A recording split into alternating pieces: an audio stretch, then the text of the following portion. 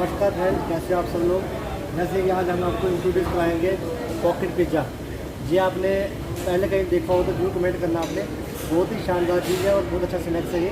तो उसको हम प्यार से ऐसे काटेंगे, तो देख लीजिए आप, बड़े एक प्यार सॉफ्ट हैंड से काटेंगे और ये बहुत ही प्यारा, ये देखो आप, ये है पॉकेट पिज़्ज़ा और बहुत ही शानदार है और डिलीशियस टेस्ट है इसका, बहुत जमी टेस्ट है। पूरा इसके अंदर मोज़रेला चीज़ है, खिड़ा चीज़ है और बहुत ही शानदार है। इसमें कैप्सिकम भी है, अनियन भी है और बेल पेपर भी है। थैंक यू सो मच, आप सबका बहुत बहुत धन्यवाद।